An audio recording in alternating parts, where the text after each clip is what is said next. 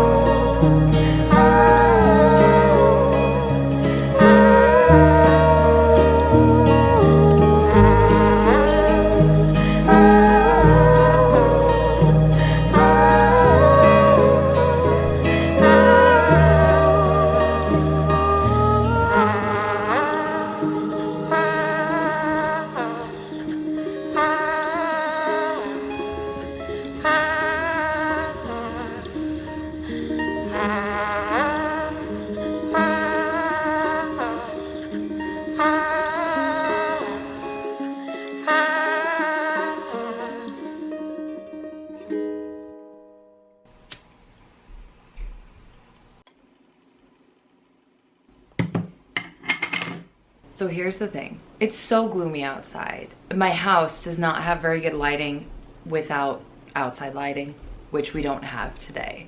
So this is like the best place I can sit that I get a little bit of lighting, but then I'm also backlit. So I hope that I'm not in and out of focus this whole time. So basically, being a flight attendant right now is kind of really sucky. And I say that, and I know a lot of people are going to not love that I said that, but I say that with love. Like, I love this job. I mean, I feel like I've said that countless times in all of my videos, and it remains true to this day. However, these are some interesting waters we're kind of navigating right now as flight attendants in this world. Now, I can really only speak for myself, and I can only speak for my own situation, and then I can maybe speak a little bit for the people at the same company as me, but only a little bit. So take this, I guess, with a grain of salt. This is honestly just my personal opinion. This is my personal experience at the end of the day, but this is what I'm going through. As you might have noticed, there's been a lot less vlogs going up on this channel. And number one, I do want to get better and more practice at vlogging day-to-day life at home again. I used to do that quite frequently. I've gotten very out of practice, especially ever since becoming a flight attendant. I personally love the creative aspect of making videos, and so my favorite kind of videos to make are the ones where I'm traveling, so whether that's work traveling or for fun traveling. And obviously, I mean, spoiler alert, I'm not working as much, so it kind of makes it harder to have a bunch of videos like I used to. So hopefully I can get back into practice with making more videos by vlogging more at home and all of that. But I have not been working very much. And basically I speak for a lot of flight attendants. We have not been working very much. It is so crazy because when I first started, when I was first flying right before summer of 2022, my schedule was so packed, I didn't even pick up a single trip, and I was still flying over 100 to 115 hours a month without even picking up a trip. Now, if you're not in the aviation industry, or if you're not in the like in-flight service or like flight deck industry, like flight attendants or pilots, you might not understand, because most people, when they're working full-time, they're working 40-hour weeks, and then they get to come home at night. Well, flight attendants are typically working, I feel like, 80-hour months. But you have to keep in mind, we might be on duty for 13 hours that day, but we're only getting paid for like anywhere from 5 to 7 hours, depending on the flights. So we are only getting paid for flight hours. So we are on duty sometimes 150% to the amount that like a corporate worker is on duty, like 80 hours a pay period kind of thing. But we only get paid for flight hours. So typically we work 80 flight hours, give or take. So that summer was really, really hectic, and it drained on me, but I also feel like it was so good for me understanding this job.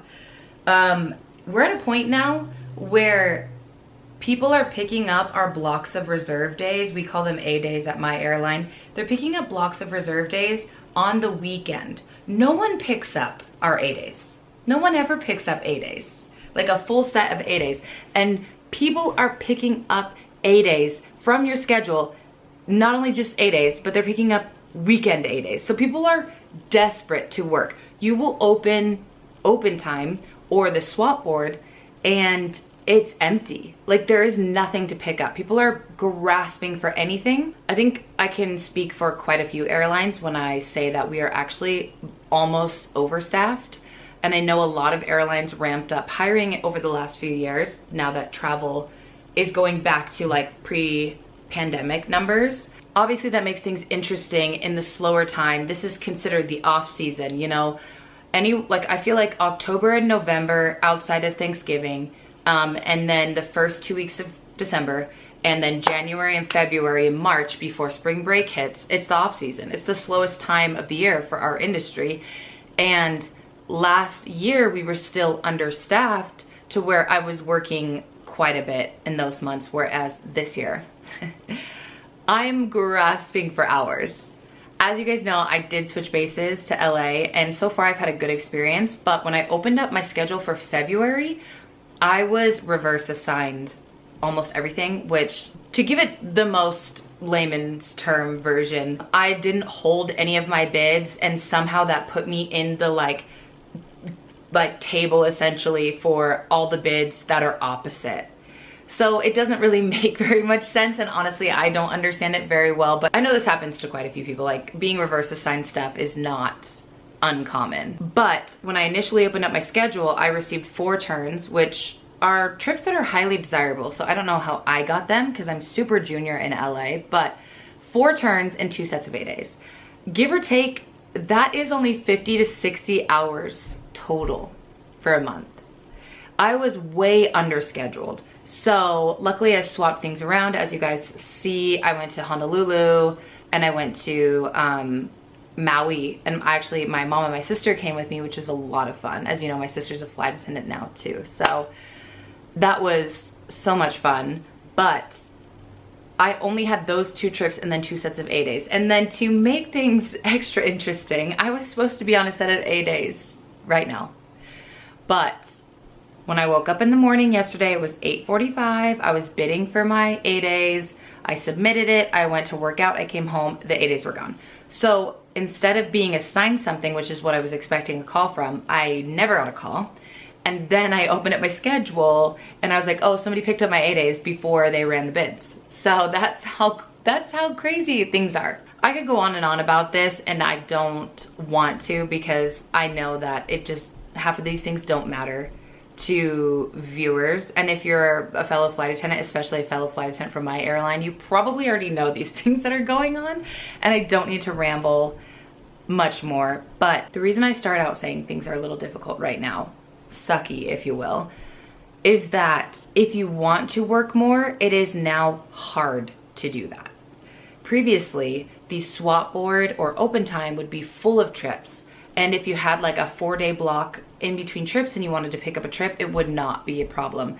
Now there's like nothing. Sometimes you're opening up the swap board and it's saying it's empty. Like, that's never happened before. Like, I mean, it's been probably multiple years since people from my airline have seen anything remotely along the lines of this.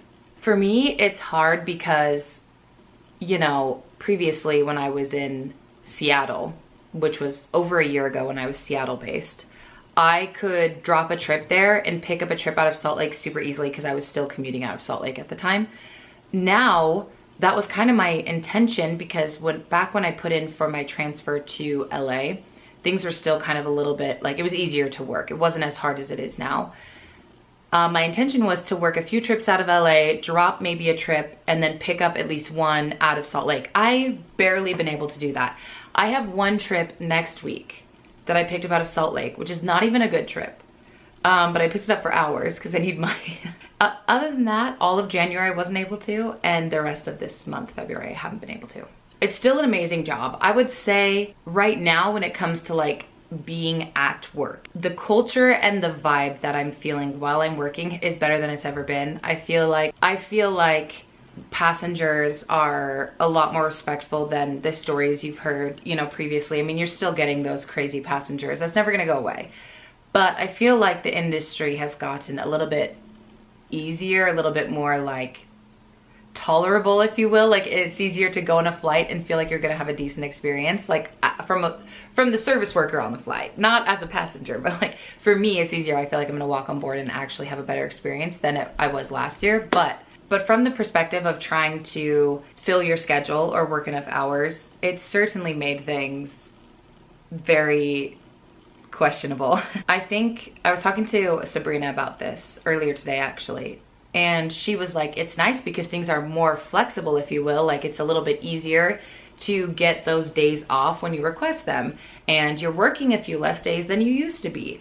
But it's also simultaneously gotten less flexible because you don't have any trips to swap with anymore. It's kind of like you're given what you're given, and that's all you get, you know? Which, if you're at a base like New York or Atlanta, those are bases where there's so much travel going in and out of there. I feel like they're never going to suffer from not having enough trips. I'm sure they're on the lower end of trips, but it's not going to be as empty as it is in a smaller base like Salt Lake or LA or even Seattle. You know, the West Coast bases are a little bit smaller. But yeah, it's an interesting time. Like, it is a very interesting time right now, and it's a very interesting time to navigate.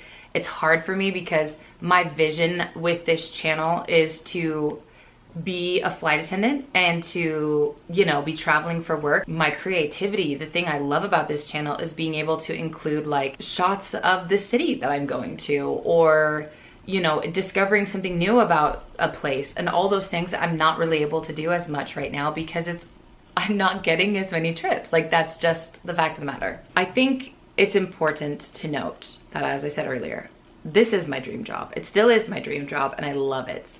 I have loved how I've developed as a flight attendant so far over the last 2 years almost. I mainly love working up front as the A position or lead position, which I know I've talked about quite a bit on here. And I've obviously seen a lot less international than I did when I was New York based or Seattle based, because I did a lot of international out of those bases. But hopefully, you know, there's more international out of LA. So hopefully I can find some of those sometime soon here. But one of the things I love about this job, outside of the fact that I love the actual job, is the fact that I get to surround myself with different people all the time. I think it's very important based on my upbringing and based on my, you know, my race and my ethnicity and my gender and where I'm from. Like, I honestly try so hard to constantly be putting myself in positions where I get to learn about other things that I would not have learned about if it was just me going along my life. Being in a place where I get to learn from other people or hear other people's stories constantly is very important to me.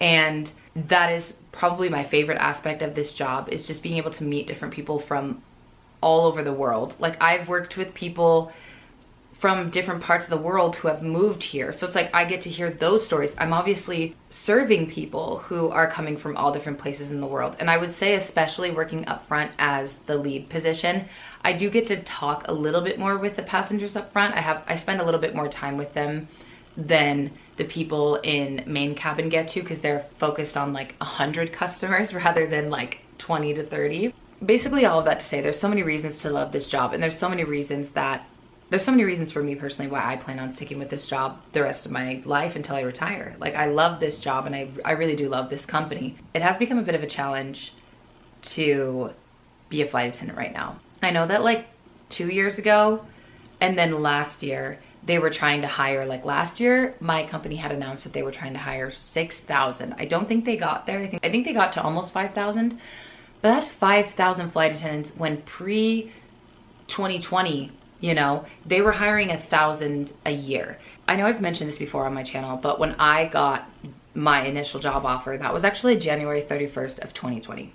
And then I was supposed to go to training in May of 2020. Well, obviously we all know what happened in 2020. So I ended up going to training once they called everybody back, and it was my time to go in April of 2022. But pre-2020, when like the session that I got hired with, yearly they would hire only like 1,000 people.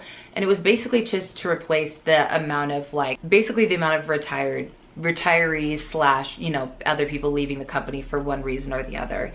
So the fact that like the year I came onto the line, which was 2022, they hired like 3,000, and then I think last year they hired 5,000. Like that's unprecedented. I don't think any airline has ever done that before. So we're just working with a lot of extra flight attendants, which will be great in the summer.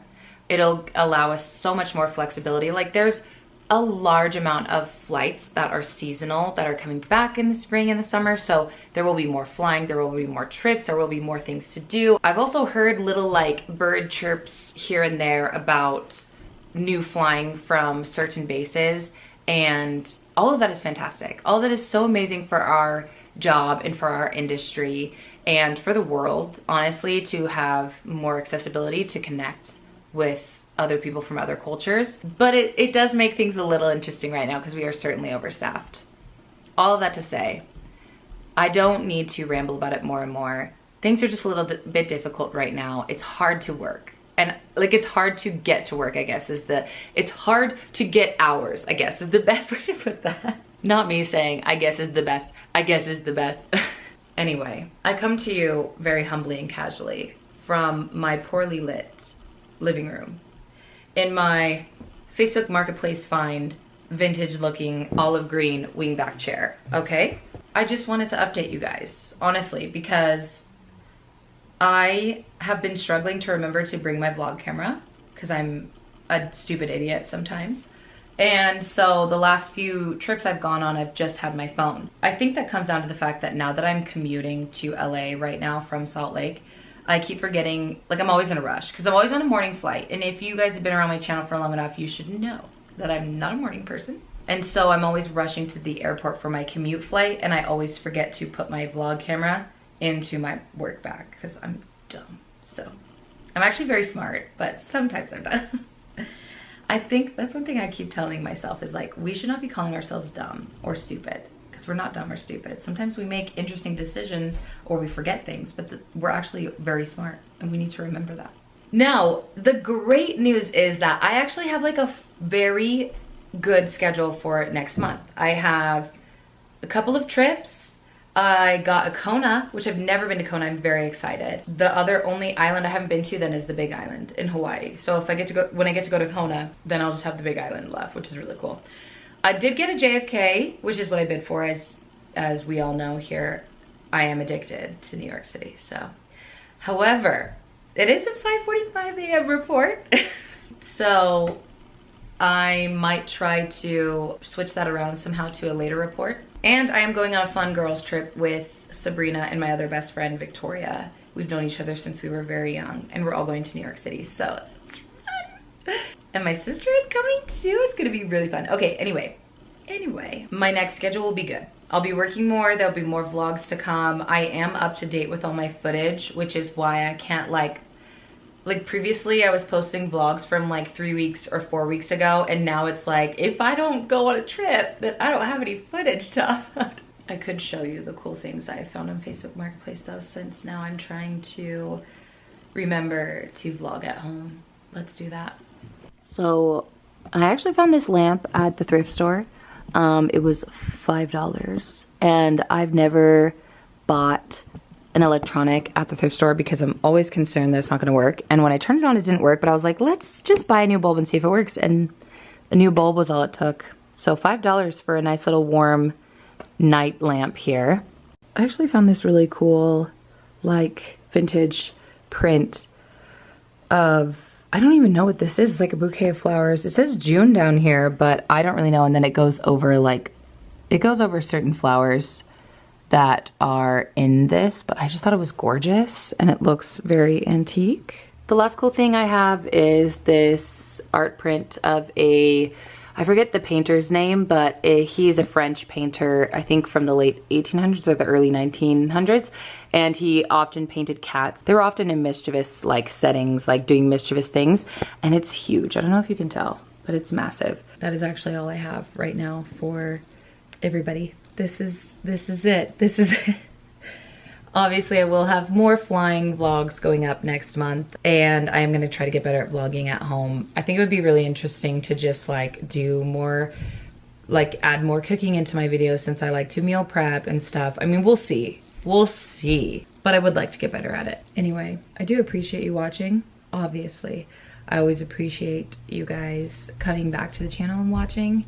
And anytime you comment, like, I know it's like really easy for me to just say it means so much to me and I love it, but I really wish I could drive home the point to you that it truly does mean so much to me. And I know sometimes it takes me like weeks to respond to comments, and a lot of that has to do with the fact that for some reason when it comes to messaging, texts, comments, stuff like that, I don't know why, but I kind of have like a weird anxiety that I'm still trying to battle overcoming when it comes to like opening unread things. And so I really do sincerely apologize that sometimes it takes me forever to respond, but I could not like I can't find words that mean enough like to tell you guys who comment and watch and like the video, or new subscribers who decide to subscribe. I can't tell you enough how much it does mean to me, and I notice it. And I do put a lot into this channel, a lot of my heart, a lot of my energy, a lot of my love goes into this channel. And so it means a lot when I find, when new people are here, or when my people that I've seen plenty of comments throughout the years, when they're commenting on my videos again and stuff like that. It really does mean a lot. But I'm gonna go. I'm gonna go because I've been talking for too long. I'll probably put a peaceful little airplane shot to end the video, but you are very well appreciated here, very much so. I will see you in the next vlog. Bye.